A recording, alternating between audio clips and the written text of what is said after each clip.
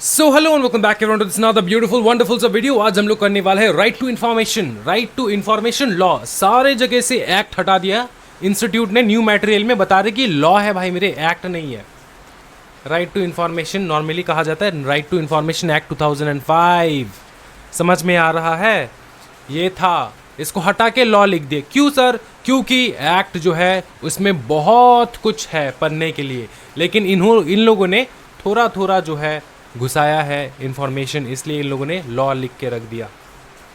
अच्छा, right to information law है क्या पहले वो बताओ सर।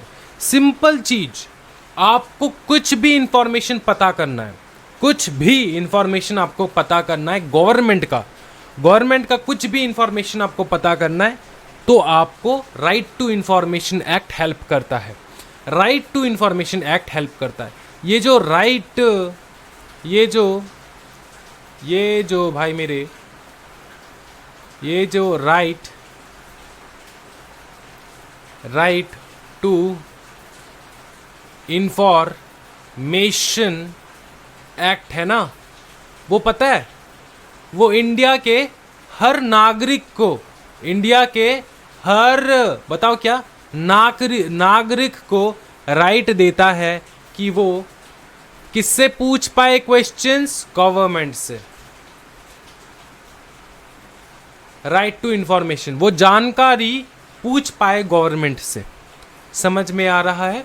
फॉर एग्जाम्पल कहीं पे पकड़ लो, फॉर एग्जाम्पल अयोध्या में जो राम मंदिर बन रहा है, बिहार में जो ब्रिज बन रहा है, पुल बन रहा है, जम्मू एंड कश्मीर में जो ब्रिज बन रहा है या फिर पुल बन रहा है, फॉर एग्जाम्पल, ठीक है। तो ये सब कौन कंस्ट्रक्ट कर रहा है? बाय द गवर्नमेंट, ठीक है, बाय द गवर्नमेंट। अब सुनना एक चीज, तो भैया इनमें ये जो कंस्ट्रक्शन वगैरह का काम हो रहा है ना, ये काम किसको मिला? कौन है वो बंदा जो काम कर रहा है? कौन है वो बंदा जो जिसने कॉन्ट्रैक्ट लिया इस चीज को करने के लिए? और कौन वो कंपनीज है, कौन वो इंडिविजुअल्स है जो ये काम कर रहा है?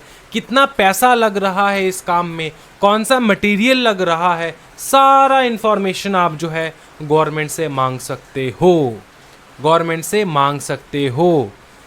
तो एक चीज बताओ, अगर कहीं पे, अच्छा आप में से कितने बच्चों ने खट्टा मीठा देखा है? खट्टा मीठा अक्षय कुमार का जो फिल्म है खट्टा मीठा।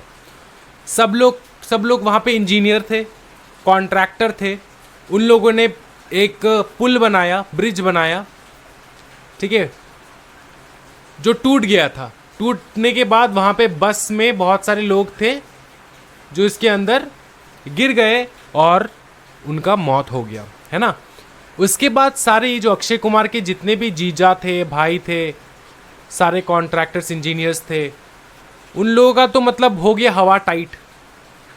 तो उन लोगों ने जब मंत्री लोगों के साथ बैठ के ग्रुप डिस्कशन कर रहे थे, वो लोग, क्या आप सुन रहे थे? एक दूसरे के ऊपर ब्लेम कर रहे थे सब लोग कि यार तूने तो वहां पे मटेरियल अच्छा यूज नहीं किया, तूने तो वहां पे ये यूज नहीं किया, वो यूज नहीं किया, है ना। तो एक दूसरे के ऊपर ब्लेम कर रहे हैं वहां पे। तो एक दूसरे के ऊपर ब्लेम कर रहे हैं मतलब क्या? मतलब गवर्नमेंट जो है, वहां का जो सिस्टम है करप्ट था, गवर्नमेंट खुद करप्ट था, उसने जो इंजीनियर्स लगवाया वो भी खुद करप्ट था, जिसके कारण ये ब्रिज जो है वो टूट गया, वो पुल जो है वो टूट गया, है ना। अब आप एक नागरिक हो, ये ब्रिज बन रहा था, आपको पता करना है कि इस ब्रिज में मटेरियल कौन सा लग रहा है। आपको सैंपल भी चाहिए इस मटेरियल का, फॉर एग्जाम्पल। तो आप सीधे सीधे जाओगे वहां पे, मटेरियल लोगे, आ जाओगे, या फिर गवर्नमेंट से मटेरियल मांगोगे, गवर्नमेंट तुमको मटेरियल दे देगा, या फिर गवर्नमेंट से इंफॉर्मेशन मांगोगे, गवर्नमेंट तुमको इंफॉर्मेशन दे देगा। हाँ, ये एक्ट कहता है दे देगा, ये एक्ट कहता है, हमारा जो ये राइट टू इंफॉर्मेशन एक्ट है ना, ये कहता है कि तुमको दे देगा गवर्नमेंट जो भी इंफॉर्मेशन चाहिए, जो भी इंफॉर्मेशन तुमको पब्लिक, किससे? पब्लिक से चाहिए तुम वो मांग सकते हो। कौन मांग सकता है? भारतीय नागरिक, वो मांग सकता है information government relating to any information related with public authority. समझ में आ रहा है? क्या वो तुमको दे देंगे? भैया अब तुमको एक चीज बता रहा हूं मैं, मतलब ये चीज जो है ना, ये बहुत, क्या बताऊं मैं, मतलब बहुत बहुत बहुत ज़्यादा जो है टचिंग चीज़ है और सच्चाई है इस देश का। अगर आप कभी भी इस प्रकार की इंफॉर्मेशन को मांगने जाओगे ना, तो या तो आपको उठा लेंगे घर से, या तो तुमको जो है, क्योंकि तुम तो अपना इंफॉर्मेशन दोगे, और वहाँ का जो पीआईओ होता है, पब्लिक इंफॉर्मेशन ऑफिसर, वो खुद रहता है करप्ट। ये है सच्चाई इस देश का। समझ में आ रहा है? और वो बंदा क्या करता है पता है? वो बंदा क्या करेगा? वो सारे मंत्री लोगों को इन्फॉर्म कर देगा कि भैया ये बंदा इन्फॉर्मेशन मांग रहा है, और अगर ये इन्फॉर्मेशन हम दे दें उनको तो दिक्कत हो जाएगा, है ना? तो इसलिए जो है, आपको या तो घर से किडनैप कर लेंगे, आपको जला डालेंगे, आपको मार डालेंगे, आपके घर के फैमिली वालों को धमकाएंगे, सबको मार डालेंगे। तो ऐसे बहुत केसेस हुआ है। लास्ट में हम लोग, ये चैप्टर जब ख़त्म होगा, फिर हम लोग जाकर देखेंगे इंटरनेट में कि कहाँ पे वो कौन से लोग हैं जो मर जाते हैं इंफॉर्मेशन मांगते मांगते। समझ में आ रहा है? राइट टू इंफॉर्मेशन का ये काला सच है। समझ में आ रहा है? पूरा समझ में आ रहा है? क्योंकि हम लोग देखेंगे प्रूफ के साथ, ऐसा नहीं कि सर हवा में बात करता है, नहीं। ठीक है, तो ये समझ में आ चुका है पूरा। राइट टू इंफॉर्मेशन बेसिकली क्या है? पब्लिक अथॉरिटी से आप इंफॉर्मेशन मांग सकते हो। अब कैसे मांगना है, ठीक है, किससे मांगना है, वही सब पढ़ने वाले हम लोग यहाँ पर। तो सबसे पहले जो टॉपिक हम लोग कंप्लीट करेंगे वो है ये कि सेलेंट फीचर्स क्या है इस एक्ट का। सेलेंट फीचर्स क्या है इस एक्ट का? इस एक्ट का सेलिएंट फीचर्स क्या है वो हम लोग देखने वाले हैं। सबसे पहले RTI extends to the whole of India. पहले था यहां पे except Jammu and Kashmir, except Jammu and Kashmir था यहां पर। समझ में आ रहा है? पहले यहां पर क्या था? एक्सेप्ट जम्मू एंड कश्मीर था, इसको हटाया गया, अब है द होल ऑफ इंडिया। समझ में आ रहा है? हाँ। It provides a very definite day for its commitment, that is 120 days from its enactment. इसका मतलब क्या होता है? इसका मतलब क्या होता है? कमेंसमेंट का मतलब ये होता है कब से ये लागू हुआ। समझे? कब से ये लागू हुआ? कब से लागू हुआ? जिस दिन ये एक्ट आया, इनैक्टमेंट हुआ इस एक्ट का, उसके 120 दिन बाद ये कमेंसमेंट शुरू हो गया इसका। समझ में आ रहा है? समझ में आ रहा है भाई मेरे? हाँ जी, ठीक है। तो इसका इनैक्टमेंट एक्चुअली हुआ था 15 जून 2005 को। 15 जून 2005 को इनैक्टमेंट हुआ। तो इसका कमेंसमेंट डेट क्या होगा? कमेंसमेंट डेट क्या होगा? कमेंसमेंट डेट है 120 days फ्रॉम 15 जून। अगर तुम कैलकुलेट करोगे निकलेगा 120 कह रहा हूँ मैं, 12 अक्टूबर। ठीक है, यहाँ पे दिखाई नहीं दे रहा है सर, आप कहाँ पे लिख रहे हो? दिखाई नहीं दे रहा है सर। तो इसका जो होगा वो होगा, कमेंसमेंट डेट जो होगा वो होने वाला है 12 अक्टूबर। क्या ये समझ में आ रहा है? 12 अक्टूबर 2005 था इसका कमेंसमेंट डेट, और इनैक्टमेंट डेट था 15 जून 2005। सर ये याद करना जरूरी है क्या? बिल्कुल नहीं भाई मेरे, बिल्कुल नहीं। उसके बाद देखो, it shall apply to the public authorities. किसके ऊपर? पब्लिक अथॉरिटीज के ऊपर। मैं फिर से बता दूं भैया, अंबानी से उसका इंफॉर्मेशन मत मांगना। समझ में आ रहा है? ये पब्लिक अथॉरिटीज सिर्फ गवर्नमेंट रन अथॉरिटीज का ही है। समझ में आ रहा है? हाँ जी, समझ में आ रहा है? अंबानी से मत पूछना कि उसका एंटीला जो है कितने रुपए में उसने बनाया, कितना खर्चा लगा। नहीं, वो उसका प्राइवेट प्रॉपर्टी है। समझ में आ रहा है? आप किसी भी प्राइवेट कंपनी को जाकर नहीं पूछ सकते। ये सिर्फ पब्लिक अथॉरिटीज, जो कि गवर्नमेंट अथॉरिटीज रहता है, उससे ही आप इंफॉर्मेशन मांग सकते हो। क्या ये क्लियर है? हाँ। All citizen shall have the right to information. समझ में आ चुका है? हाँ। Subject to the provisions of the act. यहाँ पे कुछ एक्सेप्शंस भी है जो हम लोग आगे जाकर देखेंगे। उसके बाद बताए इंफॉर्मेशन मांगना है, किससे मांगोगे?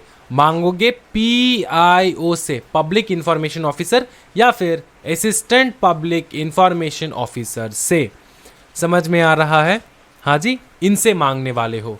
The public information officer or assistant public information officer will be responsible to deal with the request for information and also to assist person seeking information। पहले तो फीस पे करना होगा। फीस लगता है 100 रुपये, 10 रुपये, इस प्रकार का फीस लगता है। तो फीस पे करोगे तब जाके इंफॉर्मेशन मिलेगा। Fees will be payable by the applicant depending on the nature of the information sought. जिस प्रकार का आपका नेचर रहेगा इंफॉर्मेशन का जो आपको चाहिए, उसी प्रकार का फीस भी रहेगा। समझ में आ रहा है? हाँ सर। फिर बताओ ना। फिर है certain categories of information has been exempted from disclosure under section 8 and section 9 of the act। वो section 8 and section 9 में कौन सी इंफॉर्मेशन है जो आप मांग ही नहीं सकते गवर्नमेंट से, और गवर्नमेंट देगा भी नहीं। समझ में आ रहा है? वो इंफॉर्मेशन हम लोग आगे जाकर देखेंगे। ठीक है, आगे जाकर देखेंगे। ये बेसिकली जो है ना सेक्शन 8 एंड सेक्शन 9 में पता है कौन सा इंफॉर्मेशन मांगता है। ये है मतलब मांगता मतलब क्या, मांग ही नहीं सकते, बार्ड है मांगना।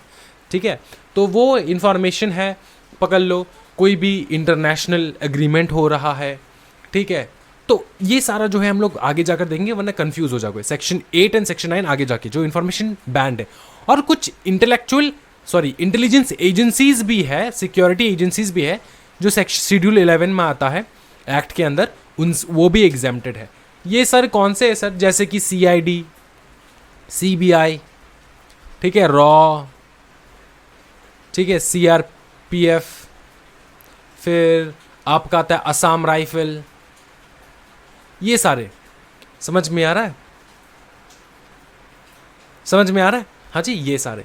तो इसके अलावा भी बहुत सारे। तो आप क्या भैया इंडिया के इंटेलिजेंस एजेंसी का इंफॉर्मेशन भी मांग लोगे? और बताओ नेक्स्ट प्लान कौन सा है तुम्हारा? पाकिस्तान में क्या करने वाले हो बताओ ना।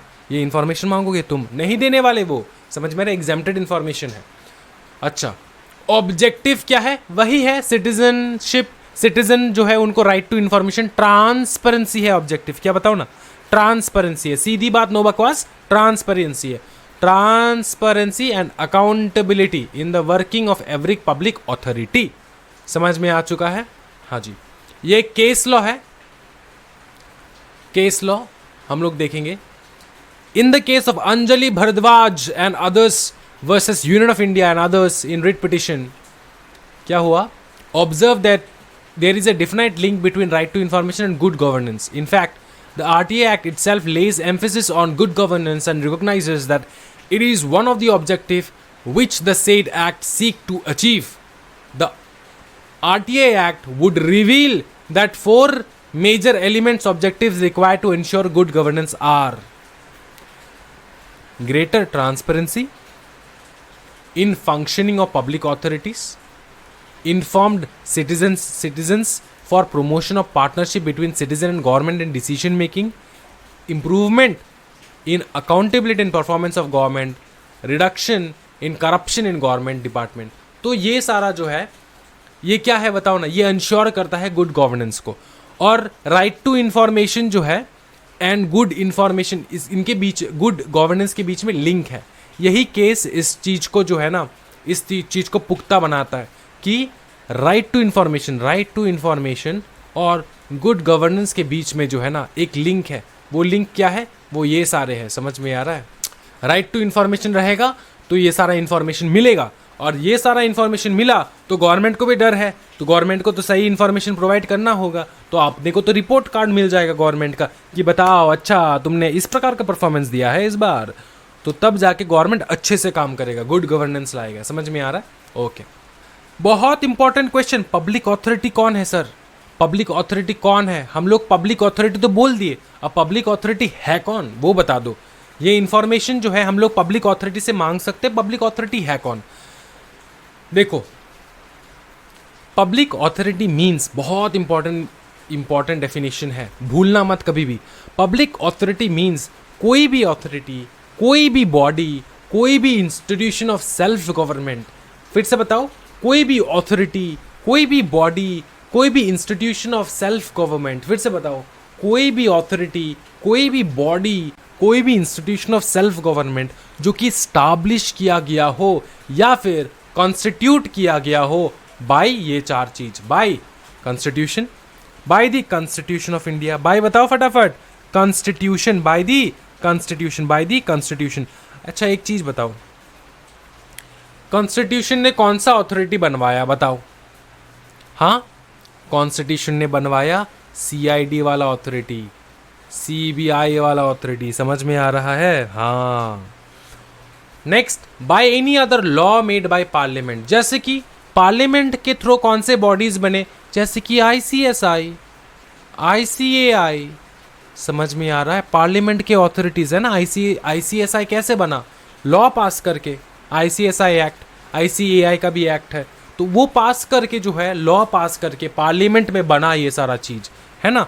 फिर बताओ, by and other law made by state legislature, state legislature के द्वारा कौन सा पब्लिक अथॉरिटी बना सर? जैसे कि मैं कलकत्ता में रहता हूं तो कलकत्ता का एग्जांपल लूं, केएमपी, कोलकाता म्यूनिसिपल काउंसिल, ठीक है, कोलकाता म्यूनिसिपल काउंसिल, समझ में आ चुका है? हाँ जी। फिर बाय नोटिफिकेशन इशूड और order made by the appropriate government, वो कोई भी, ये लाइन बहुत इंपॉर्टेंट है, वो कोई भी बॉडी, ऑथोरिटीज, ठीक है, जो एप्रोप्रिएट गवर्नमेंट बोल दे कि भैया ये पब्लिक अथॉरिटी है। जैसे कि फॉर एग्जांपल मैंने एक प्रिंटिंग प्रेस का दुकान खोला, प्रिंटिंग प्रेस, ठीक है, और गवर्नमेंट का जो है ना, गवर्नमेंट का बाजू में ही ऑफिस था, गवर्नमेंट, ठीक है, गवर्नमेंट। अच्छा, गवर्नमेंट ने क्या किया, मेरे ऑफिस को पब्लिक अथॉरिटी घोषित कर दिया, बोला कि तू पब्लिक अथॉरिटी, क्योंकि तेरे यहां से मैक्सिमम हमारा काम होता है प्रिंटिंग प्रेस वाला, तू पब्लिक अथॉरिटी के अंदर आ जा। तो गवर्नमेंट किसी भी इंस्टीट्यूशन को, एंटिटी को पब्लिक अथॉरिटी घोषित कर सकता है, और अगर गवर्नमेंट ने घोषित कर दिया तो आप बन जाओगे गवर्नमेंट का, आप अकेला नहीं रहोगे, गवर्नमेंट का बन जाओगे, आप हो जाओगे पब्लिक अथॉरिटी। क्या ये समझ में आ रहा है? इसमें से और एक चीज इंक्लूड होता है, कोई भी बॉडी ओन्ड, कंट्रोल और substantially financed, non government organisation substantially financed. तो कोई भी बॉडी अगर एप्रोप्रिएट गवर्नमेंट कंट्रोल कर रहा है, आपके दुकान का पूरा कंट्रोल है गवर्नमेंट के पास, पूरा कंट्रोल, ठीक है, कंट्रोल कर रहा है, या फिर खरीद लिया आपका दुकान, या फिर सब्सटेंशियली फिनेंस कर रहा है, आपका दुकान चल ही रहा है गवर्नमेंट की फिनेंस से, तो आप भी पब्लिक अथॉरिटी बन जाओगे। क्या ये समझ में आ रहा है? चाहे वो गवर्नमेंट हो या नॉन गवर्नमेंट हो, प्राइवेट हो या नॉन गवर्नमेंट हो, समझ में आ रहा है? नॉन गवर्नमेंट ऑर्गेनाइजेशन, क्या ये समझ में आ रहा है? नॉन गवर्नमेंट ऑर्गेनाइजेशन, कोई भी body, control, system, substantially finance, ठीक है, owned, control and substantially finance. क्या ये समझ में आ रहा है? बहुत बढ़िया तरीके से समझ में आ रहा है सर। और बताओ, रिकॉर्ड किसको बोलेंगे हम लोग? रिकॉर्ड किसको बोलेंगे? रिकॉर्ड किसको बोला जाता है इंपॉर्टेंट एग्जामिनेशन के लिए? कोई भी डॉक्यूमेंट या फिर मैन्यूस्क्रिप्ट या फिर फाइल, कोई भी माइक्रोफिल्म, छोटा film, microfiche facsimile, copy of a document, ठीक है। फिर any reproduction of images and images embodied in such microfilm, जैसे कि स्क्रीनशॉट वगैरह, ठीक है। फिर any other material produced by a computer और एनी अदर डिवाइस, तो कंप्यूटर द्वारा कोई भी मटेरियल प्रोड्यूस किया गया हो, वो भी रिकॉर्ड के तौर पे हम लोग मानेंगे। तो ये सारी चीज को हम लोग रिकॉर्ड कहते हैं, समझ में आ रहा है? इन सारी चीज को हम लोग रिकॉर्ड कहेंगे, समझे? क्योंकि गवर्नमेंट के रिकॉर्ड्स को ही तो आप चेकआउट करोगे ना। आप पीआईएल, अगर आप आरटीआई करोगे, क्या मांगोगे? गवर्नमेंट का रिकॉर्ड्स ही मांगोगे, गवर्नमेंट का इंफॉर्मेशन मांगोगे, तो ये सारा इंफॉर्मेशन में आ जाता है, ठीक है। इंफॉर्मेशन मतलब क्या? मतलब कोई भी रिकॉर्ड, इसलिए रिकॉर्ड का डेफिनेशन ऊपर में समझा दिया कि रिकॉर्ड मतलब क्या। Record documents, memos, emails, opinions, advice, press release, circular, order, log book, contract, report, paper, samples, models, data material held in any electronic form and information relating to any private body which can be accessed by public authority under any other law for the time being in force। उन सारी चीज को हम लोग कहेंगे information. Private body क्यों बोले sir? मतलब प्राइवेट बॉडी हो सकता है लेकिन जो कि कंप्लीटली एक्सेस है पब्लिक अथॉरिटी। देखो, information related any private body which can be accessed by a public authority, which can be accessed by a public authority. कोई भी पब्लिक अथॉरिटी अगर किसी प्राइवेट बॉडी का इंफॉर्मेशन पूरा पूरा एक्सेस कर सकता है, तो वो सारी information relating to private body वो भी आप मांग सकते हो। समझ में आ रहा है? क्योंकि ये जो पब्लिक अथॉरिटी है ना, ये तो गवर्नमेंट डिपार्टमेंट ही तो है, ये तो गवर्नमेंट का डिपार्टमेंट ही तो है ना। तो अगर ये किसी भी प्राइवेट बॉडी का इंफॉर्मेशन जो है वो एक्सेस कर सकता है, पूरा private body which can be accessed by a public authority under any law, तो वो भी उस प्राइवेट बॉडी का इंफॉर्मेशन भी आप मांग सकते हो, वो भी इंफॉर्मेशन है। राइट टू इंफॉर्मेशन मतलब आप क्या क्या मांग सकते हो? आप नोट्स मांग सकते हो, एक्सट्रैक्ट मांग सकते हो, सर्टिफाइड कॉपीज मांग सकते हो, डॉक्यूमेंट्स और रिकॉर्ड मांग सकते हो। अच्छा, जैसे ICSI का एग्जाम खत्म होता है, मैं कहता हूं कि हर स्टूडेंट को जिसने भी बहुत ब्यूटीफुल मार्क्स गेन किया, सबको RTI करना है। क्यों कहता हूं और ये क्यों अलाउड है? क्योंकि ICSI एक पब्लिक अथॉरिटी है, इसलिए आप RTI के द्वारा मंगवा सकते हो। समझ में आ रहा है? समझ में आ रहा है? इसलिए आप मंगवा सकते हो RTI के द्वारा, समझे? क्योंकि एक गवर्नमेंट अथॉरिटी है, पब्लिक अथॉरिटी है वो। अच्छा, क्या क्या मंगवा सकते हैं? एक्सट्रैक्ट, सर्टिफाइड कॉपीज, जैसे हम लोग पेपर मंगवाते हैं अपने, डॉक्यूमेंट्स और records, inspection of work, inspection भी कर सकते हो जाके, documents, record, take certified sample of material, बताया था ना मैंने ऊपर में, सैंपल वगैरह लेना, ये पुल बन रहा है, कौन सा मटेरियल यूज कर रहे हो, sample. Obtaining information in form of diskettes, floppies, tapes, video cassette और any other electronic mode through print out which such information is stored in a computer any other device, तो वो भी आप मांग सकते हो। ठीक है, हाँ जी, समझ में आ चुका है? सेक्शन 3 कहता है provides a subject to provision of the act all citizens shall have the right to information, ये तो पता ही है। थर्ड पार्टी मतलब, third party means a person other than the citizen making a request for information and includes a public authority. Other than a person, third party हम लोग सीखेंगे ऊपर में जाके, सॉरी नीचे जाके हम लोग सीखेंगे थर्ड पार्टी भी इंफॉर्मेशन मांगता है। अब थर्ड पार्टी तो सिर्फ सिटीजन, देखो पब्लिक अथॉरिटी तो सिटीजन नहीं है ना, तो वो अगर इंफॉर्मेशन मांगे, वो खुद अगर इंफॉर्मेशन मांग रहा है, पब्लिक अथॉरिटी, एक पब्लिक अथॉरिटी दूसरी पब्लिक अथॉरिटी की इंफॉर्मेशन मांग रहा है, उसको कहा जाता है थर्ड पार्टी। समझ में आ रहा है? हाँ जी। ऑब्लिगेशंस क्या है अथॉरिटी का? आप हंस हंस के मर जाओगे, आप हंस हंस के मर जाओगे, आप हंस हंस के मर जाओगे। क्या क्या इंफॉर्मेशन मांग सकते हो आप? देखो किसी भी पब्लिक अथॉरिटी का क्या क्या इंफॉर्मेशन मांग सकते हो आप? इतना बच्चे जैसा इंफॉर्मेशन आप मांग सकते हो। देखो ना, particulars of its organisation, function क्या है उस ऑर्गेनाइजेशन का, ड्यूटीज क्या है उस ऑर्गेनाइजेशन का, उस ऑर्गेनाइजेशन का पावर क्या क्या है। मतलब वहां पर देखो, person every public authority has to publish within 120 days of the enactment powers and duties of its officers and employees. ठीक है, उसका फंक्शन, उसका ड्यूटीज, उसका organisation, procedure followed in decision making, कैसे डिसीजन मेकिंग करते हो आप, कैसे डिसीजन मेकिंग करते हो आप, वो पूछ सकते हो आप। Including channels of supervision and accountability, किस प्रकार से सुपरवाइज होता है आपका सारे डिसीजन मेकिंग को, अकाउंट्स कैसे मेंटेन होता है, वो सारा।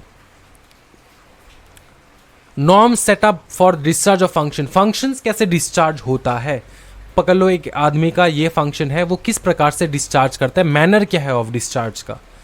फिर rules, regulation, instruction, manual, record, ठीक है, use by it's employees for discharging its function, क्या क्या रूल्स है, रेगुलेशंस, ये तो सिंपल चीज़ है।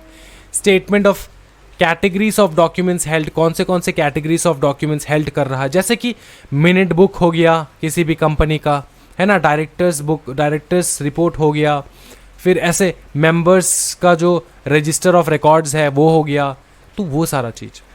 ठीक है, इंडिपेंडेंट डायरेक्टर्स का रिकॉर्ड। फिर particulars of any arrangement that exists for consultation with or representation by a member of public in relation to the formulation of policy and implementation thereof। तो अगर आपने कोई कंसल्टेशन का कुछ रखा है, डिपार्टमेंट वगैरह अरेंजमेंट किया है आपने कुछ कंसल्टेशन वगैरह, कि कोई भी जाके कंसल्टेशन ले सकता है आपके ऑफिस में से, आपके डिपार्टमेंट से, कि कैसे करना है कुछ, तो वो भी इंफॉर्मेशन लिखो। Statement of board, council, committees and other bodies consisting of 2 or more person considered by it. Additional information as whenever the meeting of there are open in public or minutes of such meeting are accessible to the public, जैसे मैंने बताया आपको minute book वगैरह। Directory of officer and employees, कौन से कितने कितने officers है, कौन से एम्प्लॉयज है, मंथली रेम्यूनरेशन क्या है उनका, ठीक है, बजट क्या है, कितना बजट एलोकेट किया गया है उस एजेंसी को, ठीक है, फिर सब्सिडी प्रोग्राम कैसे एग्जीक्यूशन होता है, एलोकेटेड एंड द डिटेल्स, फिर particulars of recipient of concessions, permits, authorisation granted by it, details of information available to held by it reduce in electronic form. तो ये सारा चीज, इसमें से ना इतना सारा पढ़ने की जरूरत नहीं, टॉप 8 पढ़ लेना, टॉप 8 समझ में आ रहा ना। किसी भी पब्लिक ऑथोरिटी का क्या क्या इंफॉर्मेशन मांग सकते हो आप, पूरा चिट्ठा मांग सकते हो, मतलब पूरा नंगा कर सकते हो अब इसको, इतना सारा इंफॉर्मेशन। मजा आ रहा है कि नहीं पढ़ के बताओ, पूरा इंफॉर्मेशन मांग सकते हो कि कैसे काम होता है, कैसे डिसीजन लेते हो, किस प्रकार से एग्जीक्यूट होता है डिसीजंस का, कौन से ऑफिसर काम करते हैं आपके वहां पे, कितने कितने डिपार्टमेंट्स हैं, कौन मॉनिटर करता है डिपार्टमेंट्स को, पूरा मांग सकते हो इंफॉर्मेशन पब्लिक ऑथोरिटीज का। समझ में आ रहा है? ओके, अब करेंगे हम लोग designation of public information officer. देखो, हर पब्लिक ऑथोरिटी को क्या करना होगा, समझ में आ रहा है? हर पब्लिक ऑथोरिटी को डेजिग्नेट करना होगा, कौन डेजिग्नेट करेंगे, डेजिग्नेट कौन पब्लिक इंफॉर्मेशन ऑफिसर, इसको डेजिग्नेट करेंगे हम लोग। कहां पे एडमिनिस्ट्रेटिव यूनिट्स पे, उनके एडमिनिस्ट्रेटिव का यूनिट मतलब डिपार्टमेंट, वहां पे पब्लिक इंफॉर्मेशन ऑफिसर आपको अपॉइंट करना होगा। समझ में आ रहा है? हाँ जी, क्योंकि वो प्रोवाइड करेगा ना इंफॉर्मेशन, जो भी इंफॉर्मेशन मांगेगा। फिर designate at each sub divisional level और sub district level central assistant और state assistant public information officer, ये भी हम लोग पढ़ेंगे धीरे धीरे जाके। No reason to be given by person making request for information except for those who may be necessary for contacting him. देखो, यहीं पे तो मार खा जाता है। आप ना अपना पूरा इंफॉर्मेशन देना होगा कि आप कौन हो, आप जो इंफॉर्मेशन मांग रहे हो, आप कौन हो, आप जो इंफॉर्मेशन मांग रहे हो। यहाँ पर कोई अलग इंफॉर्मेशन मत दो, लेकिन सिर्फ तुमको कांटेक्ट करने के लिए इंफॉर्मेशन दे दो, जैसे कि phone number, address, so that हम लोग आके तुमको धर के पकड़ के किडनैप करके लेकर जाए। समझ में आ रहा है? फ़ोन नंबर, एड्रेस, क्यों भाई, क्यों? ट्रांसपेरेंसी रखो ना, ट्रांसपेरेंसी रखो, सबको अलाउ करो देखने के लिए, सबको अलाउ करो, विदाउट एनी इन्फॉर्मेशन अलाउ करो ना यार, तब तो जाके लोगों का कत्ल नहीं होगा, मर्डर नहीं होगा। समझ में आ रहा है? फिर भी धर पकड़ लेंगे, इन्फॉर्मेशन नहीं भी है ना, फिर भी आपको धर पकड़ लेंगे, इतना चालू है सब लोग। अच्छा सुनो, आपने तो अब तक पढ़ा है कि यार पीआईओ से मांगना है इन्फॉर्मेशन, पीआईओ आपको कब तक देगा? बोला कि 30 दिन के अंदर अंदर देना होगा इन्फॉर्मेशन, ठीक है। और पीआईओ बेस्ट है, आपने मांगा है असिस्टेंट पीआईओ से, तो वो छोटा है ना, इसलिए 35 डेज, ठीक है। पीआईओ से मांगोगे तो 30 डेज, असिस्टेंट पीआईओ से मांगोगे 35 डेज, ठीक है। अगर थर्ड पार्टी इन्वॉल्व है, interest of third party involve, third party कौन है बताओ? Other public authorities. Third party involve है तो 40 दिन के अंदर अंदर आपको देंगे। समझ में आ रहा है? और अगर किसी का लाइफ एंड लिबर्टी को लेकर सवाल है तो 48 आवर्स के अंदर अंदर आपको इन्फॉर्मेशन दे देंगे। किसी का लाइफ और लिबर्टी अगर इन्वॉल्व है, इस प्रकार का इन्फॉर्मेशन आप मांग रहे हो जहाँ पे किसी का लाइफ और लिबर्टी इन्वॉल्व है, तो 48 आवर्स के अंदर अंदर आपको इन्फॉर्मेशन दिया जाएगा। Time taken for calculating information intimation of fees excluding the time of the time frame. Time taken for calculation and intimation of fees excluded from the time frame. तो मतलब ये है कि आपने पीआईओ से मांगा इन्फॉर्मेशन, पीआईओ आपको बताएगा ना, जब ही मांगा तब से टाइम स्टार्ट नहीं होगा। कब टाइम स्टार्ट होता है? जब आप फी पेमेंट कर दोगे तब से टाइम स्टार्ट हो जाएगा, सिंपल बात। नो एक्शन, अगर 30 दिन के अंदर अंदर कोई एक्शन नहीं लिया, 30 दिन के अंदर अंदर आपको कोई इन्फॉर्मेशन नहीं मिला, तो समझ लो वो रिफ्यूज़ल है, डीम रिफ्यूज़ल, रिफ्यूज़ कर दिया, ठीक है, रिफ्यूज़ कर दिया। सर लेकिन ये तो नाइंसाफ़ी है, हमने इन्फॉर्मेशन मांगा, उनने रिफ्यूज़ कर दिया, कैसे चलेगा सर? तो इसके अगेंस्ट भी पनिशमेंट है, टेंशन मत लो। अगर उनने रिफ्यूज़ कर दिया ना विदाउट एनी रीज़न, तो भैया टेंशन मत लो, आप अपील कर सकते हो, ऊपर हायर अथॉरिटी में के पास जा सकते हो। No fee for delayed response.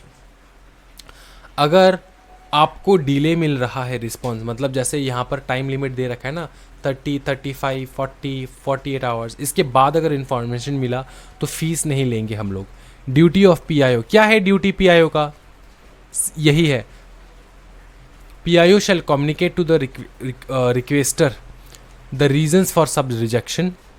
देखो पीआईओ अगर रिजेक्ट कर रहा है उसका इन्फॉर्मेशन, वो देना नहीं चाहता पीआईओ, तो वो रीज़न बताएगा कि क्यों नहीं देना चाहता। Period with in which appeal against such rejection में बी प्रिफर्ड, वो बताएगा उस इंसान को कि तू अपील भी कर सकता है। ठीक है, PIO shall communicate to the requester, requester जो रिक्वेस्ट कर रहा है उसको बोलेगा कि क्यों मैंने तेरे को इन्फॉर्मेशन नहीं दिया। दूसरा कि कब तक तू अपील कर सकता है और कहाँ पे कर सकता है, ये भी इंफॉर्मेशन देना होगा। The particulars of the appellate authority, कहाँ पे, वेयर और व्हेन तुम अपील कर सकते हो।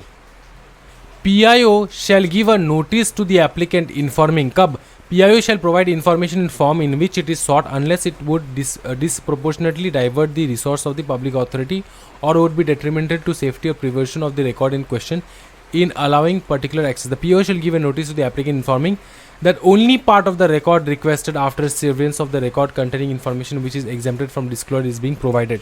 मतलब पार्शियल इंफॉर्मेशन प्रोवाइड करना क्या अलाउड है? हाँ, यस, पार्शियल। आपने 2 क्वेश्चन पूछा, 2 में से सिर्फ एक ही का जवाब दिया उसने, दूसरे का जवाब नहीं दे पाया। ठीक है, और क्यों आपने आधा जवाब दिया उसका रीज़न भी बताओ। ठीक है, और कौन वो इंसान है जो इस प्रकार का डिसीजन दे रहा है कि आधा आधा इंफॉर्मेशन पास करेंगे। फीस भी बता देना। ठीक है, रिक्वायर्ड टू डिपॉजिट हिज और her right with respect of review of decision regarding non disclosure part of the information. मतलब आपने पूरा पूरा इंफॉर्मेशन मांगा, उसने पूरा नहीं दिया, तो क्या उसके अगेंस्ट आप अपील कर सकते हो? हाँ, कर सकते हो। रिव्यू भी हो सकता है, हाँ रिव्यू भी हो सकता है आपके उस चीज़ का, क्योंकि देखो आपने पूरा इन्फॉर्मेशन मांगा, ठीक है, उसने आधा इन्फॉर्मेशन दिया, आप सेटिस्फाइड नहीं हो, तो क्या अब रिव्यू हो सकता है आपके डिसीजन का? हाँ, हो सकता है। क्या ये अपील भी हो सकता है? हाँ, अपील भी हो सकता है। आगे देखो, ये है एग्जेम्प्टेड फ्रॉम डिस्क्लोजर। कौन सा एग्जेम्पशन है? ये कौन से कैटेगरीज ऑफ इंफॉर्मेशन है sir? Where disclosure affects the sovereignty and integrity of India, सीधी बात। The security, strategic, scientific or economic interests of the state, relation with foreign state or lead to incitement of an offense। तो ये सारा चीज, क्या इसको shortcut में हम लोग समझ सकते हैं? हाँ, शॉर्टकट में समझ सकते हैं। इसको अगर एग्जामिनेशन में लिखना है तो कैसे लिखना है? यहाँ से यहाँ तक लिखो। कोई भी इंफॉर्मेशन जो इफेक्ट कर रहा हो, जो इफेक्ट कर रहा हो sovereignty and integrity of India, security, strategic, scientific और economic interest of the state in relation with foreign state और lead to incitement of an offence, तो वहां पे आप जो है इंफॉर्मेशन नहीं दे सकते। इंसाइटमेंट ऑफ एन ऑफेंस का मतलब क्या होता है समझो। इंसाइटमेंट ऑफ एन ऑफेंस का मतलब होता है भड़काना। कोई भी ऐसा इंफॉर्मेशन जिसे भड़काने वाला इंफॉर्मेशन है जो एक ऑफेंस को लीड करेगा। समझ में आ रहा है? Lead to an incitement of an offence मतलब किसी ऑफेंस को भड़काएगा। अगर ये सारा इंफॉर्मेशन आपको दिया गया तो समझ में आ रहा है। तो integrity of India, sovereignty of India, ये तो समझ में आता है आपको कि इंडिया का कोई भी पर्टिकुलर इंफॉर्मेशन जो कि शेयर होना नहीं चाहिए। उसके बाद कोई भी इंफॉर्मेशन जो कि कोर्ट या फिर ट्रिब्यूनल द्वारा फॉरबिडन किया गया हो। कोर्ट एंड ट्रिब्यूनल ने बोला नहीं दे सकते इंफॉर्मेशन, सिंपल चीज। उसके बाद पार्लियामेंट या फिर स्टेट लेजिस्लेचर ने फॉरबिड कर रखा है। इसको ना आप थोड़े इजी फॉर्मेट में भी लिख सकते हो फॉरबिडन बाय पार्लियामेंट और स्टेट लेजिस्लेचर। कैसे लिखना है? Forbidden bye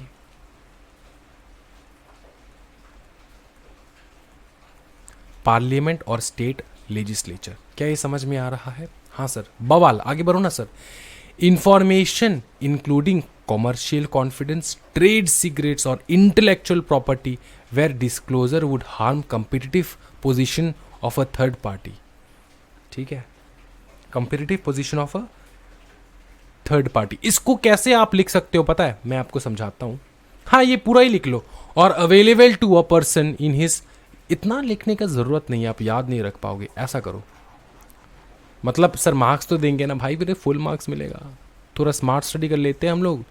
information relating to trade secrets, क्या इतना याद रख सकते हो आप? Information relating to trade secrets, हाँ इतना याद रखो.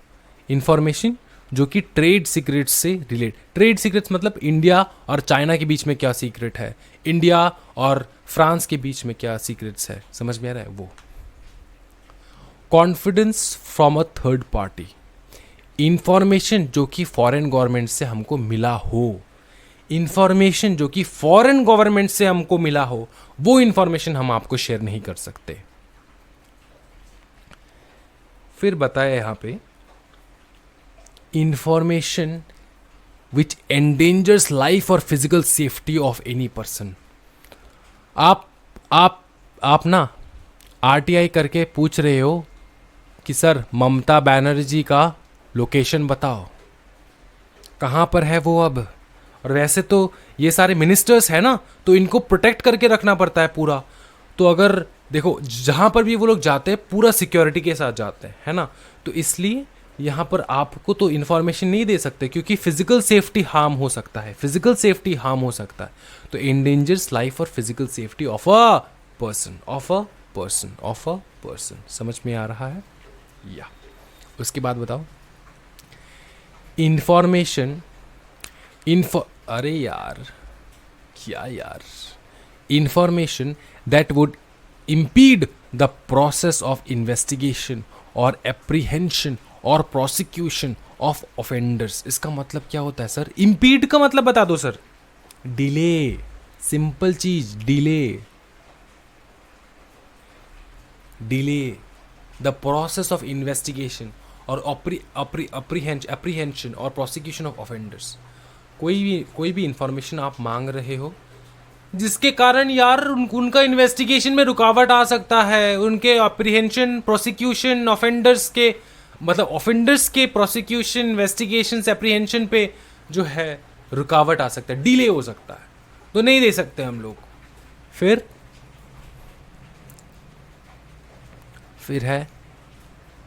है cabinet papers including records of deliberations of council of ministers, secretaries and other officers. तो कैबिनेट पेपर्स शेयर नहीं हो सकता, ठीक है. और उसके लास्ट है personal information, information which relates to personal information. समझ में आ रहा है?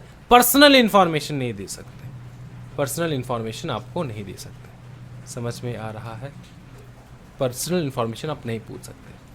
समझे भाई मेरे? पूरा ये समझ में आ चुका है सर. ये पूरा एग्जाम्शन है क्या? हाँ पूरा एग्जाम्शन है. उसके बाद ये एग्जाम्पल्स वगैरह पढ़ लेना है, ठीक है. पार्शियल डिस्क्लोजर अलाउड है, आपको लिखना है यस अलाउड है. एक्सक्लूडेड कौन से है सर? आपने बताया था कुछ, हल्का हल्का याद आ रहा है सर. हाँ, सीआरपीएफ, असम राइफल, फिर सीआईडी कहां गया भाई मेरे? CID, crime branch, raw, intelligence bureau, ये सारे इसको रीड कर लेना, याद कर लेना पूरा, ठीक है. इनके रिलेटेड इंफॉर्मेशन भूल से भी मत मांगना भाई मेरे, समझे? भूल से भी मत मांगना. फिर है central information commission, central information commission. फिर है state information commission, central information commission, state information commission. ये ना हम लोग अभी के अभी ख़त्म कर दे सकते हैं. कितना टाइम हुआ एक बार देख लेते हैं फटाफट. ओ 46 मिनट हो चुका है. तो 46 मिनट हो चुका है भाई मेरे. हम लोग ज़्यादा खींचेंगे नहीं, और एक क्लास में ये पूरा चैप्टर ख़त्म कर लेंगे. और ये जो चीज़ है ना, ये मैं लिखित में करवाना चाहता हूँ आपको, इसका पूरा चार्ट मैंने बनवा रखा है, वो चार्ट आपसे करो, आपको चार्ट दिखा के करवाऊंगा ये पूरा चीज़, टर्म ऑफ ऑफिस वगैरह सब कुछ। ठीक है भाई मेरे, तो आज की वीडियो में इतना ही रखते हैं भाई मेरे। Thank you so much everyone, happy learning guys, bye bye and take care.